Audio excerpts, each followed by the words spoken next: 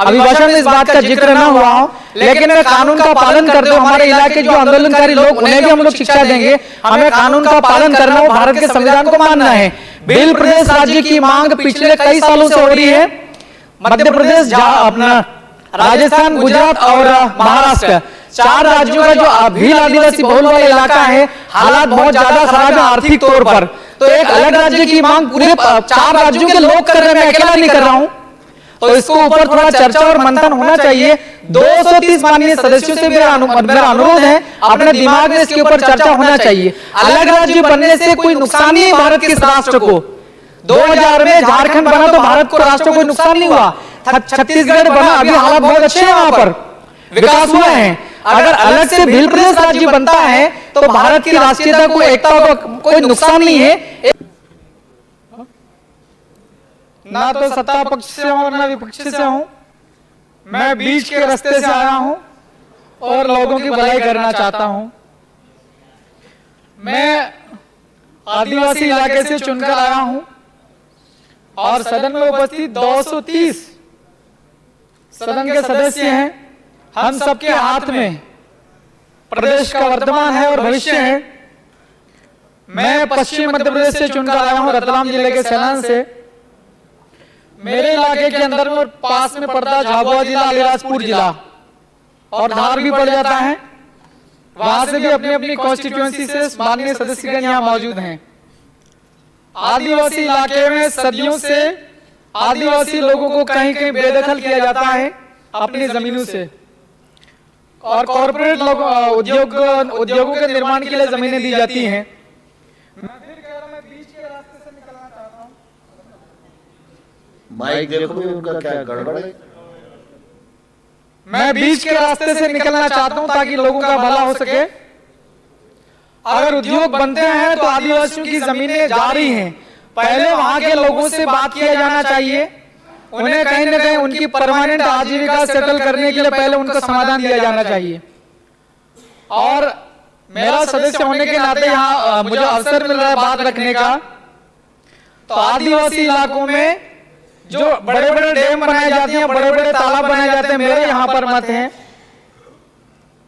छोटे डैम बनने चाहिए ताकि लोगों की जो जमीनें हैं वो ज्यादा ना जाए, और छोटे छोटे तालाब बनाए जाए तो उनको गहरा किया जाना चाहिए ताकि आदिवासियों की जमीनें ज्यादा ना डूब क्षेत्र में ज्यादा ना जा सके। और अगर आदिवासियों की जमीनों पर ध्यान न दिया जाए और लगातार विकास की दौड़ में भागा जाए, आदिवासियों की आवाज को सुना न जाए, तो जो अनपढ़ और अकुशल आदिवासी हैं वो अपनी जमीनें चली जाएगी डैम में। जो भी कंस्ट्रक्शन बनता, चाहे 8 लेन रोड बने, चाहे कुछ भी निर्माण कार्य बने, तो ये अनपढ़ और अकुशल आदिवासी जो लोग होते हैं ये नगरों और महानगरों की ओर जाएंगे और भटकेंगे। इन्हें काम मिलेगा नहीं, अकुशल लोगों को काम नहीं मिलता, चाहे छोटे शहर जाओ बड़े शहर जाओ। और आदिवासी इलाकों में एक समस्या है, मैं आपका ध्यान माननीय अध्यक्ष जी महोदय आपके माध्यम से अवगत कराना चाहता हूं।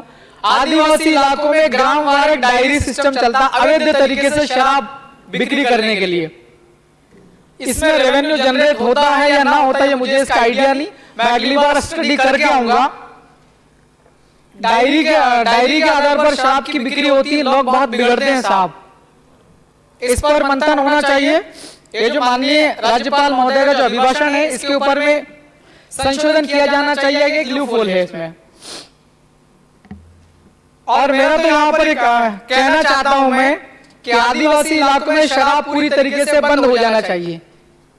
क्या शराब हम लोग बेच करके रेवेन्यू जनरेट कर पाएंगे? क्या दूसरे बहुत सारे तरीके हैं ये जनरेट करने के। व्यापारी लोग व्यापार करेंगे और रेवेन्यू जनरेट होएगा। आदिवासी इलाकों में शराब पिलवा के लोगों की जिंदगियां बर्बाद हो रही हैं रेवेन्यू जनरेट करने की इस बहाने। और ग्रामीण क्षेत्र की जो स्कूल है वहां की हालत बहुत ज्यादा खराब है। मेरी कॉन्स्टिट्यूएंसी सैलाना पड़ती है, वहां भी हालत खराब है। और पूरी पश्चिम मध्य प्रदेश, रतलाम, झाबुआ, अलीराजपुर, धार, बड़वानी, खरगोन, खंडवा, इधर भी हालत खराब है। स्कूल्स के अंदर कक्षाएं ठीक से संचालित नहीं हो रही हैं। टीचर्स है तो बहुत कम है संख्या में, और जो है तो उन्हें भी दूसरे काम दिए जाते हैं शासन की दूसरी कल्याणकारी योजनाओं को लागू करने के लिए। कक्षाएं ठीक से संचालित नहीं होती। पढ़ाई में क्वालिटी एजुकेशन दिया जाना चाहिए, मैं ये ध्यान केंद्रित करना चाह रहा हूं।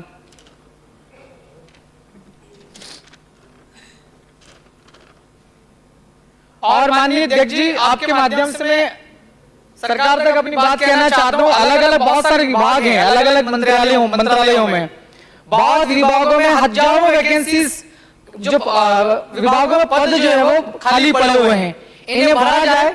अगर भरेंगे तो जो काम अच्छे से होएगा और जो सरकार की जो जन कल्याणकारी पॉलिसी नीतियां हैं, जो योजनाएं हैं, वो योजनाएं ठीक से लागू हो पाएगी। योजना का लाभ हर एक व्यक्ति को तक मिल सकता है। जब हमारे पास में कर्मचारी ही नहीं होंगे तो योजनाओं का क्रियान्वयन कौन करेगा? आदिवासी इलाकों में सरकार की कल्याणकारी योजनाओं के क्रियान्वयन में भ्रष्टाचार बहुत ज्यादा है, बहुत चरम सीमा पर है।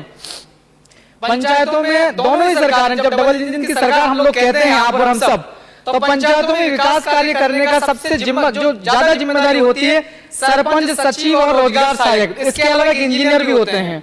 इन पर नियंत्रण रखना बहुत ज्यादा जरूरी है। समाप्त करें। 1 मिनट 2 मिनट और दीजिए अध्यक्ष जी। और आदिवासी इलाकों के अंदर में सार्वजनिक कुओं और तालाबों का ये तो काम करना ही है। चलिए 1 मिनट के अंदर अपना ध्यान केंद्रित करना चाहता हूँ साहब।